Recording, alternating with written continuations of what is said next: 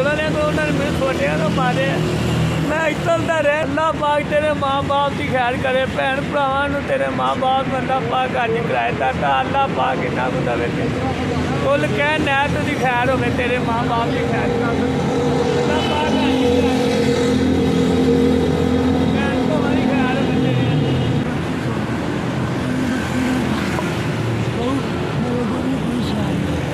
तेरे। ठंड लग गई।